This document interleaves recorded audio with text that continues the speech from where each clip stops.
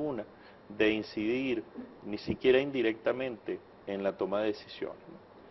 Entonces, en contra de la opinión que han pretendido generar acerca del proceso venezolano, este es un proceso democrático, definido en términos muy amplios, ¿no? Muy participativos, que le ha dado cabida a sectores cada vez más extensos, más amplios, más mayoritarios de la sociedad venezolana.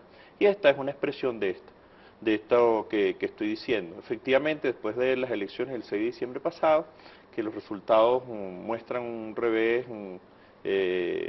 significativo, sin querer decir esto que es definitivo para el gobierno en Venezuela, bueno, surge la necesidad de darle cabida a la opinión de las bases y de los sectores sociales, digamos, que votaron en contra o que simplemente se abstuvieron de votar y que no respaldaron la opción presidencial. Entonces creo que habría que entenderlo de esa manera, es decir, es crear condiciones para oír la voz de aquellos que tienen algo que decir en estas circunstancias. Y todas estas iniciativas, propuestas que salgan de allí serán llevadas al presidente de la Nación, Nicolás Maduro. Esa también es algo, una mirada bien interesante de cómo se cohesiona, a propósito de la palabra que escuchábamos del presidente Chávez, de la cohesión con todo el sector popular, en esta sinergia que ha pedido, que ha solicitado el presidente Maduro.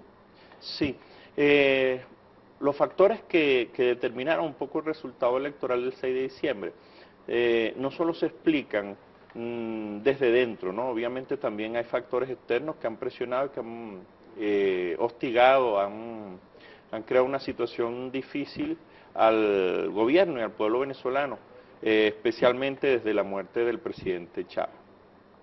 Entonces, yo creo que es conveniente crear vías, crear canales para darle audiencia, darle resonancia, dar la posibilidad de tener incidencia a esas voces de las bases, digamos, de los sectores sociales que pueden tener algún descontento legítimo sobre, digamos, la situación actual. Repito, que se debe fundamentalmente a factores externos que han presionado a Venezuela desde fuera, pretendiendo generar incluso desde fuera una corriente de opinión contraria al proceso político que se adelanta en Venezuela, y también factores internos de dentro del gobierno y también de fuera del gobierno que incidieron en el resultado negativo, ¿no? Multifactorial este resultado. El presidente Maduro decía este fin de semana, una guerra no convencional se ha lanzado sobre Venezuela. ¿Cómo la podemos evidenciar desde su mirada académica esto qué significa, sobre qué hechos se debe estar alerta cuando estamos hablando de una guerra no convencional? Un tema fundamental ha sido durante este 2015 una guerra económica que ha sido un hecho absolutamente concreto. ¿Sobre qué hechos se debe alertar? Sí, bueno, la guerra no convencional contra Venezuela es probable que se haya instaurado incluso desde 1998, ¿no? Desde antes, inmediatamente antes de que se eligiera el presidente Chávez. Ahora hemos transcurrido por diferentes momentos de esa guerra no convencional. Por ejemplo, los momentos más críticos tenían que ver en 2001, por ejemplo, cuando hubo el primer paro nacional convocado por las patronales y con alianza de sectores políticos y sindicales, digamos, tradicionalmente vinculados con el pasado.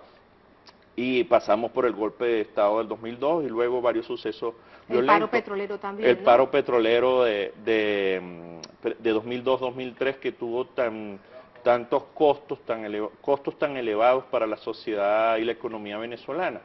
Digamos, una de las cosas que no se dice, por ejemplo, es que ese paro provocó el retroceso, el deterioro de todas las variables e indicadores sociales en Venezuela.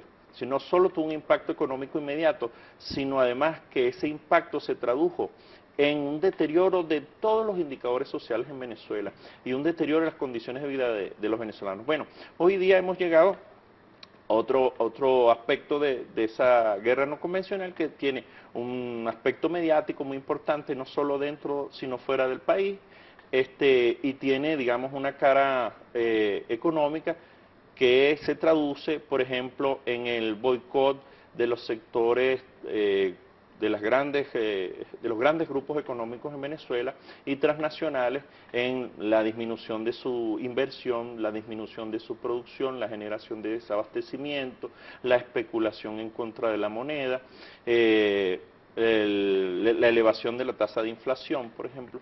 Todos esos factores golpearon de manera decisiva y explican un poco el resultado electoral que tuvimos el domingo pasado, el 6 de diciembre me refiero, que sin embargo se vio incluso acentuado a lo mejor por la omisión de unas decisiones dentro del gobierno para hacer frente más efectivamente a esta guerra no convencional, ¿no? Creo que en este momento el gobierno muestra mayor conciencia y disposición acerca de la necesidad de tomar decisiones, especialmente en el ámbito económico, para poder enfrentar de mejor manera esta guerra económica. Esta guerra económica. Tenemos el análisis y tenemos más información a esta hora en